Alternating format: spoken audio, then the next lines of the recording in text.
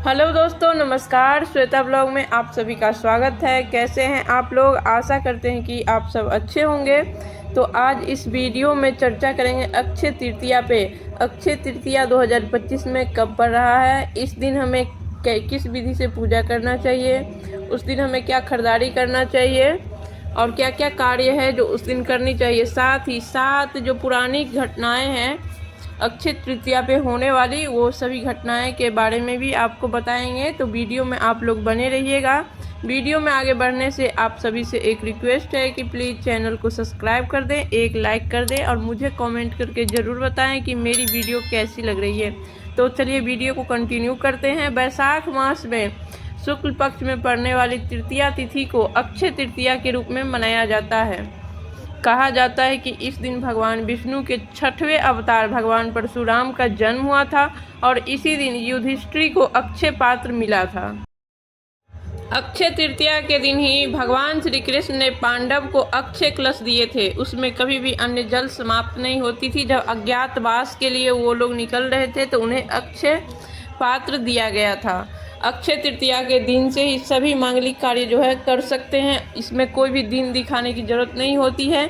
अक्षय तृतीया के दिन भगवान विष्णु और माता लक्ष्मी का पूजा किया जाता है।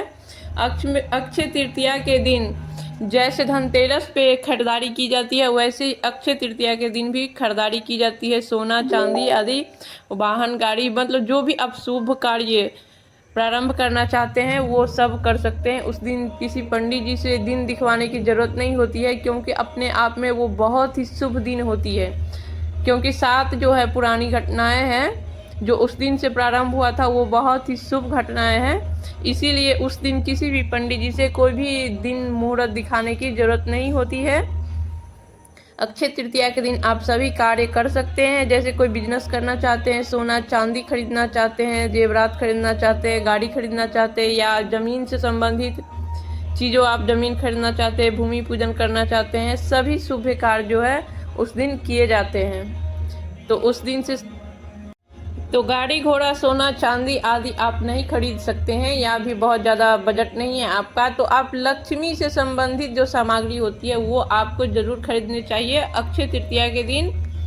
और उस दिन जो है लक्ष्मी धन वर्षा पोटली भी बनाया जाता है। तो उसके लिए आपको गोमती चक्र, कौड़ी, सिक्का, सुपारी, हल्दी, कमलगट्टा आदि खरीदना होता है। तो उस दिन आप ज़रूर खरीदिए और सभी को लाल कपड़ा में बांध करके लक्ष्मी धन वर्षा पोटली जैसे बनाते हैं हम धनतेरस पे, ठीक उसी प्रकार बनाइए।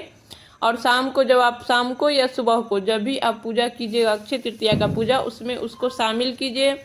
धूप दीप नैवेद्य फूल अक्षत से पूजा कीजिए और फिर लाल कपड़ा में बांध कर जहाँ आप धन रखते हैं, पैसा रखते हैं, जेवर रखते हैं, लॉकर है आपके घर में, तो लॉकर में उसको उसी प्रकार से रख दीजिए। अगर मान लीजिए पिछले वर्ष आप बनाए थे तो इस वर्ष अक्षय तृतीया के दिन उसको खोल करके फिर उसमें जो भी सामग्री है सभी को गंगा जल से शुद्ध करके फिर से पूजा में शामिल कीजिए। और आज एक उसी को फिर से नया पोटली बना करके अपने लॉकर में रखिए। इससे कहा जाता है माँ लक्ष्मी का कृपा हमेशा आपके घर पे बनी रहती है, आपके घर में धन्य धान की वृद्धि होती है, पैसों की कभी कमी नहीं होती है। तो लक्ष्मी धनवर्षा पोटली जरूर बनाना चाहिए अक्षय तृतीया के दिन, ये बहुत ही शुभ माना जाता है। तो चलिए जानते हैं 7 पुरानी घटनाएं।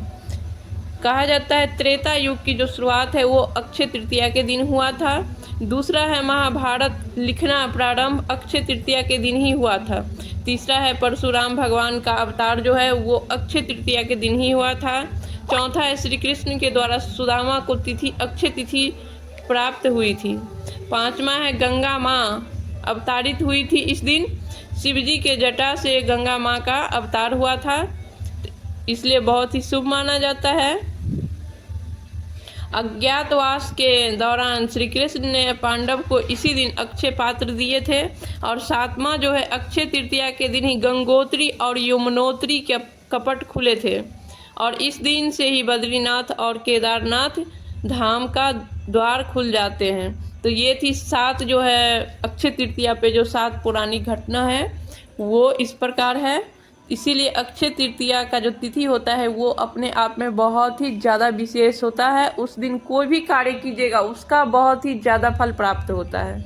अक्षय तृतीया के दिन हमें किसी को भी धन उधार नहीं देना चाहिए और किसी से उधार भी नहीं लेना चाहिए। आपके पास जितना है उसमें आप पूजा का सामग्री आप जो भी खरीदना चाहते हैं वो कीजिए। किसी से उधार लेकर के नहीं किया जाता है और किसी को उधार नहीं दिया जाता है। इस चीज़ से उस दिन बचा जाता है। तो किसी को उधार मत दीजिए और नहीं लीजिए। जितना है उसी में आप जो भी खरीद सकते हैं वो खरीदिए। अक्षय तृतीया के दिन जो है सीजनेबल फल, जूता, चप्पल, छाता या फिर पानी से भरा हुआ कलश का विशेष महत्व होता है दान करने का, घड़ा दान करने का, और उसमें जल भर करके दान कीजिए तो उसका विशेष फल प्राप्त होता है।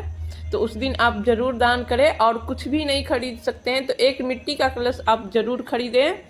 आप दान भी कर सकते हैं और अपने घर के लिए भी खरीद सकते हैं। पूरे गर्मी आप उसमें जल भर करके उस दिन आप पूजा में शामिल कीजिए और उसके बाद जल भर के आप अपने घर में यूज कर सकते हैं। तो एक मिट्टी का कलश आप ज़रूर खरीदें और एक मिट्टी का कलश में जल भर करके दान भी ज़रूर से कर दें। कोई भी अगल बगल कोई भी ज़रूरतमंद है तो उनको दे दें आप। तो चलिए जानते हैं अक्षय तृतीया की तिथि इस बार कब प्रारंभ हो रही है। अक्षय तिथि की प्रारंभ होगी इस बार 29 अप्रैल शाम 5:31 पर और अक्षय तृतीया की समाप्ति होगी 30 अप्रैल दोपहर को 2:21 पर। तो इस बार जो है अक्षय तृतीया 30 अप्रैल को दिन बुधवार को मनाया जाएगा। पूजा का शुभ मुहूर्त जो है 30 अप्रैल को सुबह 5:41 से दोपहर 12:08 18 तक कर सकते हैं। सोना चांदी खरीदने का जो शुभ मुहूर्त है सुबह में 5:41 से दोपहर को 2:21 तक खरीद सकते हैं। लेकिन इस दिन आप पूरे दिन खरीद सकते हैं क्योंकि पूरे दिन ये शुभ है, ये शुभ मुहूर्त है। लेकिन उसके बावजूद आप इस टाइम पे नहीं खरीद पा रहे हैं तो आप पूरे दिन खरीद सकते हैं।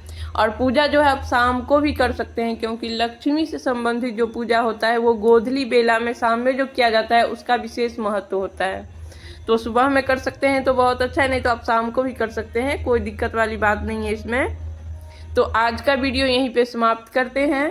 फिर मिलेंगे किसी नए वीडियो के साथ। तब तक के लिए नमस्कार और वीडियो देखने के लिए बहुत बहुत धन्यवाद। आप सभी को अक्षय तृतीया की ढेर सारा शुभकामना। सभी के लिए अक्षय तृतीया मंगल में हो और सभी के घर में माता लक्ष्मी का वास हो, ऐसी कामना है मेरी।